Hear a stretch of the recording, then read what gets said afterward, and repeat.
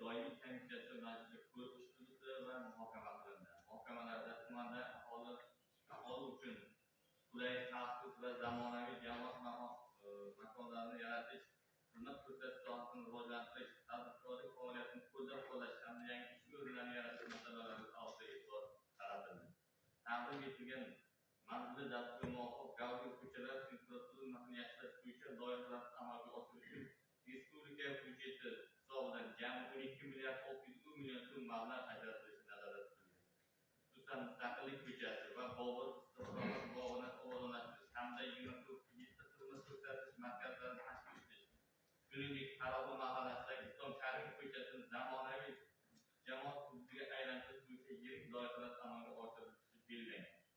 Doimiy komissiya tomonidan ushbu loyihalar amalga oshirilishi aholi uchun qulay va xavfsiz yaratish, xizmat ko'rsatish sohasini rivojlantirish, tadbirkorlik faoliyatini kengaytirish, yoshlar ta'limini ta'minlash, hududning tashqi ko'rinishi va jozadorlikni oshirishga xizmat qilishni ta'minlaydi.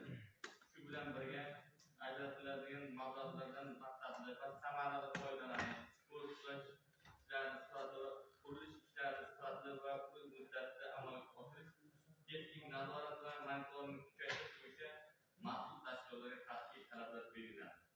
Yuqoridagilardan kelib chiqib, doimiy komissiya mazkur qaror loyihasini ma'qullaydi hamda uni xalq deputatlari tuman kengashi sessiyasiga tasdiqlash uchun kiritishni tavsiya etadi.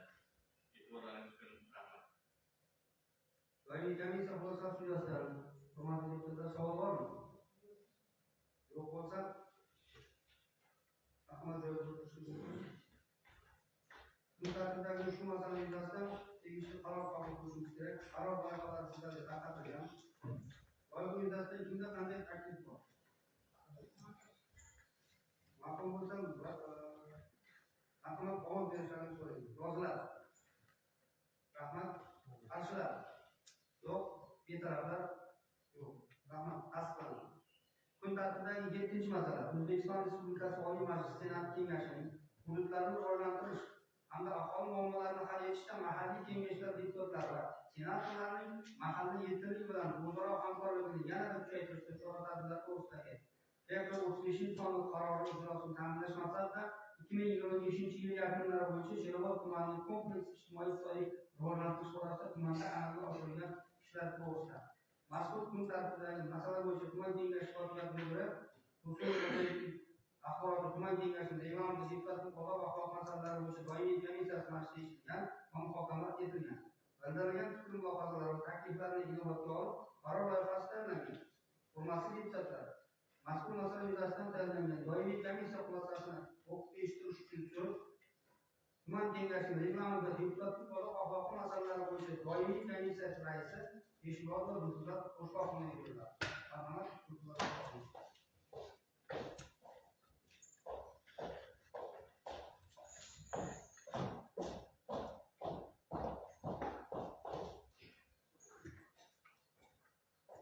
Assalomu alaykum, hurmatli deputatlar.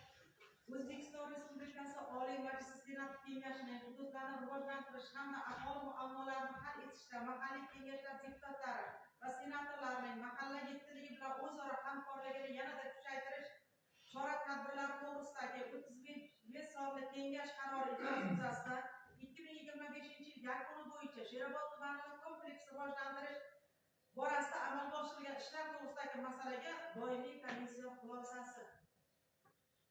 O'zbekiston Respublikasi Oliy Majlisi Senat Kengashining 35 sonli kengash qarori ijrosi hamda 2025-yil yakuni bo'yicha Sherobod tumanini kompleks ijtimoiy-iqtisodiy rivojlantirish natijalari to'g'risidagi masala xalq deputatlari Sherobod tumani kengashining reglament va deputatlik odob-axloq masalalari bo'yicha doimiy komissiyasida ko'rib chiqildi. Muhokamalarda Senat kengashi qarori ijrosini ta'minlash, mahalliy kengash deputatlari va mahalla yetkaziligi o'rtasidagi hamkorlikni kuchaytirish, aholi muammolarini tizimli hal etish hamda hududlarni kompleks rivojlantirish bo'yicha amalga oshirilgan ishlar tahlil qilindi. Qayd etildiki, tumanni ijtimoiy-iqtisodiy rivojlantirish bo'yicha 129 ta dastur loyihalari shakllantirib, 25 nafar deputatga nazorat vazifalari biriktirildi. Shuningdek, deputatlar va mahalla yetkaziligi hamkorligida 65 marta uchrashuv va qabullar o'tkazilib, murojaatlarning asosiy qismi joyida hal etildi. Muhokamalarda aholi bandligini ta'minlash, tadbirkorlikni rivojlantirish, ijtimoiy sohalarni qo'llab-quvvatlash, ayollar daftari va yoshlar daftari doirasida manzilli ishlash hamda mahallalar infratuzilmasini yaxshilash bo'yicha ishlar ham ijobiy baholandi. Shu bilan birga murojaatlar bilan ishlashda manzilli yondashuvni kuchaytirish, takroriy murojaatlarni kamaytirish, ijtimoiy xizmatlar sifatini oshirish hamda rahbarlarning shaxsiy qabullari va samaradorligini oshirish zarurligi ta'kidlandi. Doimiy komissiya mazkur qaror loyihasini ma'qullaydi hamda uni xalq deputatlari Sherobod tumani kengashi sessiyasiga tasdiqlash uchun kiritishni tavsiya etadi. Doimiy komissiya xulosasi yuzasidan savollar bormi? Marhamat. Mahalle yetkililer kengash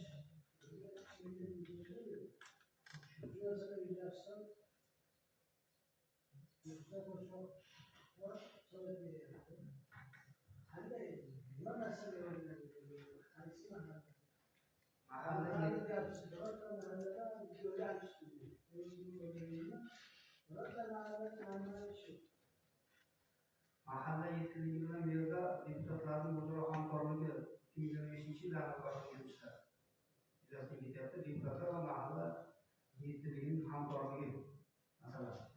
Hamkorlikda progreslar o'rganib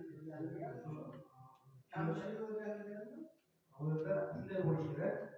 Birinchi masala shu muammo mahalladan ko'tarilishi kerakda. Tuman kengashi deputati orqali tuman kengashiga chiqib kelishi kerak. Tumanda yechiladigan masala bo'ladigan bo'lsa, tuman agar tumanda bu ishni topmaydigan masala bo'lsa, ular kengash orqali, agar ularda ham bo'lmaydigan bo'lsa, oliy senat tomonidan yechilishi kerak bo'lgan muammolarni 2025-yilda amalga oshirilgan ishlar yuzasidan kengash kotiblarining birida o'zim savol berganman. qanday narsalarni yechishtiramiz?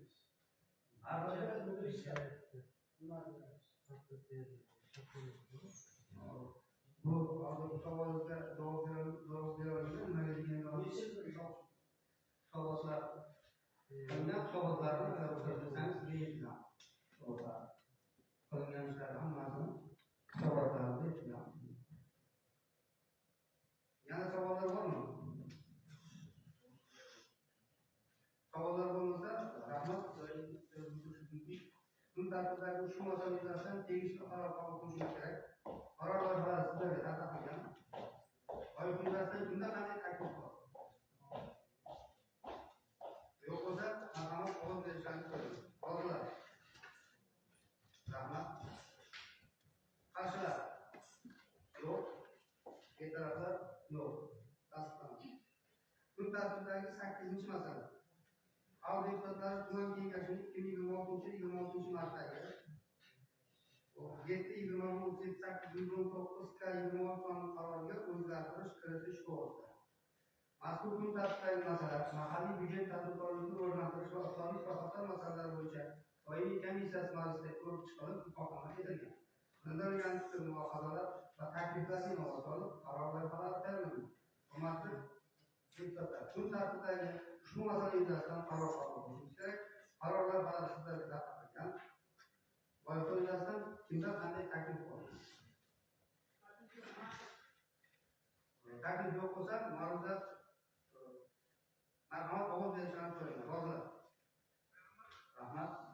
Qarshilar? Yo'q. Betaraflar? Yo'q. Tasdiqlanadi. Kun tartibidagi 10-masala. O'zbekiston Respublikasi Prezidentining 2025-21 apreldagi 40-70 farmoni ijrosi yuzasidan obodonlashtirish boshqarmasi Sherobod tuman bo'limida korrupsiyaga qarshi kurashish borasida amalga oshirilayotgan ishlar hamda o'rganish natijalari to'g'risida.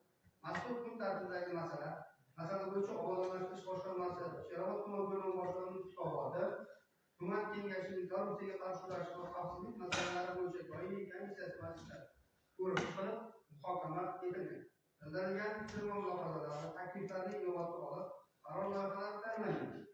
Hurmatli deputatlar, mazkur masala yuzasidan tayyorlangan doimiy komissiya xulosasini o'qib eshitish uchun so'z tuman kengashining korrupsiyaga qarshi kurashish va xavfsizlik masalalari bo'yicha doimiy komissiyasi raisi o'rinbosari Eshonqulov Sanjar To'xtayev.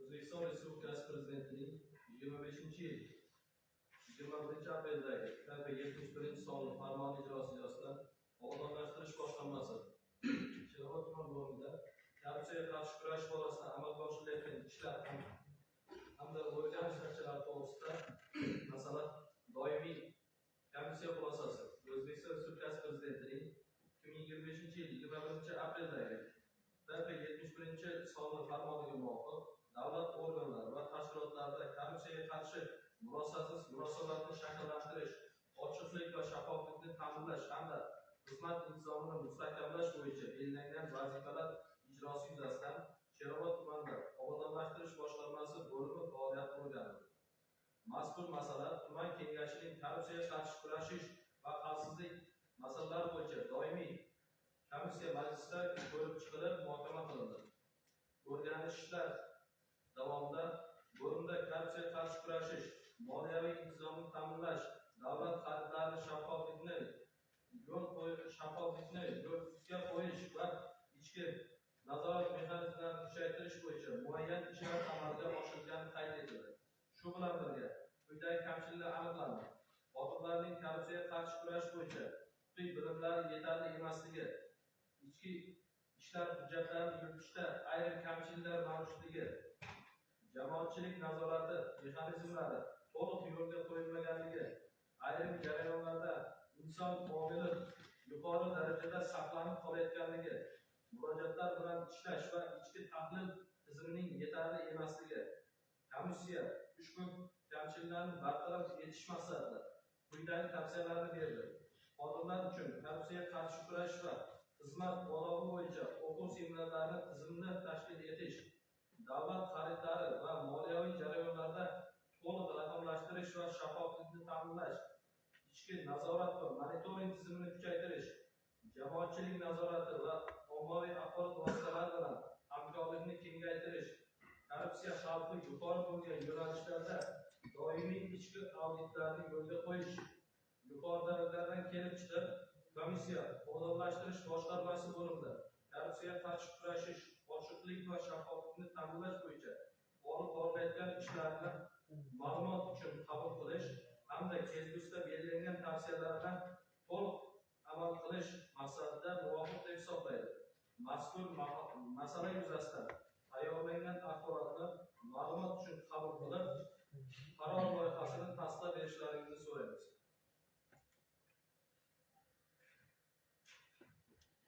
Doimiy komissiya xulosasi yuzasidan savollar bormi?